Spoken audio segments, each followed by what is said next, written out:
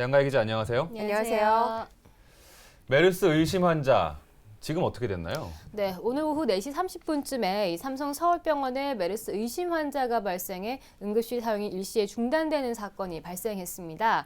의심 환자는 택시를 타고 자력으로 내원한 아랍인이었는데요. 네. 다행히 메르스 환자가 아닌 것으로 판명이 돼서 소동은 금세 일단락이 났습니다. 다행이네요. 네, 다행입니다. 네. 네. 다음 소식도 살펴보겠습니다. 네.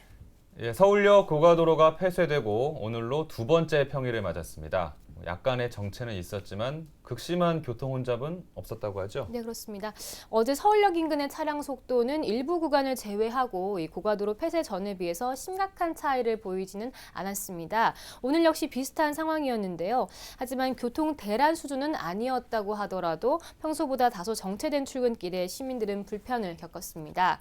공덕동 주민센터에서 남대문 시장의 주행 시간은 15분 26초로 시행 전과 대비했을 때 4분 8초가 더 걸렸고요. 어제에 비해서는 주행 시간이 3분 4초 줄었습니다. 서울시는 한강대로와 퇴계로 등 특정 시간대에 급격히 교통량이 증가하는 구간에 대해서 지속적인 모니터링을 실시해서 정체 해소 방안을 조속히 마련하겠다고 밝혔습니다. 또한 교통체계와 신호 운영 등에 대해 전문가와 관계기관과 협력하겠다는 입장인데요.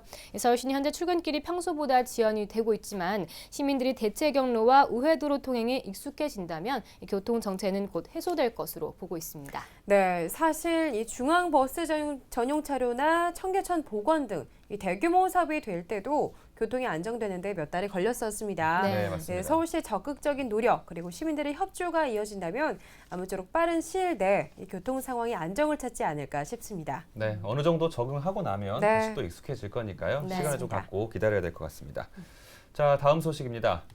서울시향 평양 공연을 지속적으로 제안해온 서울시가 내년에는 더 다양한 남북 교류 사업을 추진한다는 소식이 있네요. 네, 이 서울시는 내년 남북교류 협력사업 예산으로 55억 원을 편성했습니다. 이 액수는 올해와 같지만 이 세부적인 사업 내용이 다양한 것이 특징인데요. 올해 이산가족 상봉 행사가 이루어진 것을 계기로 내년부터는 지방정부 차원의 교류 사업을 본격적으로 시도하겠다는 뜻으로 해석이 되고 있습니다. 먼저 24억 원이 배정된 인도적 지원 사업 항목들 중에는 시민들이 직접 제안한 다양한 사업들이 눈에 띄는데요. 사용 연수가 지난 소방 차량 기증과 남북 수목자원 공동 생산, 그리고 보이는 소화기한 보급과 재활용 자전거를 활용한 공공자전거 시스템 구축 지원 등이 대표적이라고 보여집니다. 네, 그런데 말씀해주신 이 인도적 지원 사업뿐만 아니라 네. 경제협력 사업에도 심혈을 기울일 예정이라고요. 네, 박 시장은 평소 개성공단 외에도 이런 다양한 형태의 협력공단이 만들어져야 한다고 주장이 왔었거든요. 네. 그래서 네.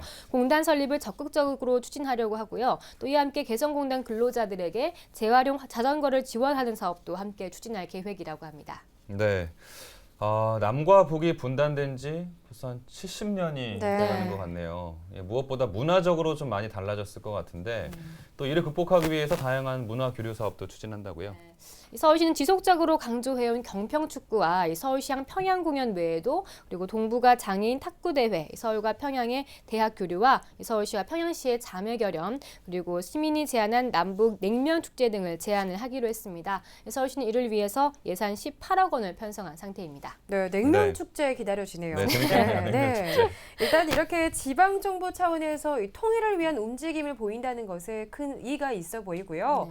어찌됐든 이러한 노력들이 결실을 맺으려면 네. 결국에는 정부의 승인이 있어야 좀 가능하지 않을까 싶은데요. 네, 그렇습니다. 현실적으로 남북 협력 사업은 이 통일부의 승인이 있어야 하거든요. 그래서 그렇죠. 네. 북한 주민과 접촉을 또 해야 되고 또 협력 사업으로 물품 등을 반출하려면 통일부 승인이 필요할 뿐더러 기금을 지원할 때는 남북교류 협력위원회의 심의도 받아야 합니다. 네. 서울시는 추진할 수 있는 사업부터 추진하겠다는 적극적인 입장을 표명하고 있는데요.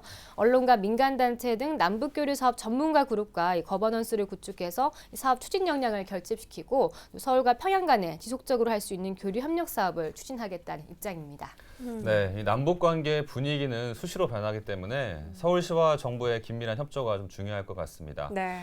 지방 정부와 국가가 힘을 모아서 통일을 앞당기기 위한 이런 작은 실천들이 계속 이어나가야 나중에 어떤 결실을 맺는데 큰 도움이 되지 않을까 싶네요. 네, 더 좋은 소식들 기다려 보겠습니다. 자, 마지막 소식은요. 경기도에 사는 우리 청년들에게 참 좋은 소식이 될 것 같습니다. 내년부터 이 경기도에 사는 청년이 매월 10만 원을 저축하고요. 또 3년 동안 일자리를 유지하게 되면 1,000만 원의 목돈을 어. 만들 수 있는 길이 열린다고요. 네, 그렇습니다. 굉장하네요. 네. 매월 10만 원을 이 3년간 저축한다 했을 때 원금만 따지면 360만 원이 네. 되거든요. 그런데 이것이 3배가 불어서 1,000만 원이 된다는 그런 논리입니다. 와. 경기도는 저소득 근로청년이 매달 10만 원을 저축을 하면 경기도 예산 10만 원과 경기도 사회복지공동모금의 후원금 5만 원을 매칭해서 한 달에 25만 원씩을 적립해주고 3년 후에 이자 100만 원을 포함해서 1,000만 원을 만들어주는 사업을 추진을 하기로 했습니다. 단 3년간 일자리를 유지하는 것이 조건인데요. 이른바 일하는 청년 통장 사업은 기존의 취업 중심의 취약계층 청년 지원 정책에서 탈피해서 청년들이 일자리를 유지하고 자산 형성을 통해서 미래를 계획할 수 있도록 지원하는 것이 목적입니다. 네. 청년들이 주택 구입이나 창업 자금 등 자립에 필요한 마중물로 사용할 수 있게 될 것으로 기대가 되고 있습니다. 네. 뭐 모든 청년들에게 다 해주는 건 아니라 저소득 근로 청년들이잖아요. 그렇죠. 예, 네. 그거는 좀 오해 없으시길 바랍니다. 네. 그렇죠. 그런데 한편에서는 또 이게 포퓰리즘이 아니냐라는 비판이 좀 있을 것 같아요. 네, 네. 예, 그럼 사업은 언제부터 시행이 되는 건가요? 일단 내년부터 시행이 되고요. 내년에 500명을 대상으로 시범 사업을 한 뒤에 2017년과 2018년에 각각 1,000명씩 총 3년간 2,500명을 지원할 계획입니다. 취약계층 청년을 위한 사업인 만큼 이 도내에 거주하는 중위소득 80% 이하인 만 18세에서 34세 저소득 근로청년이 지원 대상인데요. 경기도 관계자는 이 청년통장 사업은 포퓰리즘 논란을 불러일으킨 서울시의 청년수당이나 또 성남시의 청년배당과 달리 일하지 않으면 지원하지 않는 것이어서 포퓰리즘이 아니다라고 선을 긋고 있는 상황입니다. 네, 그런 차이점도 있고요.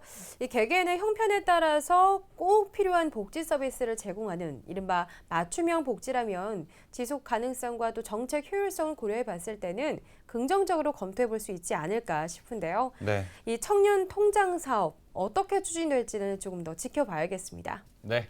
자, 지금까지 양가희 기자와 수도권 이슈 브리핑 함께했습니다. 양가희 기자 고맙습니다. 고맙습니다.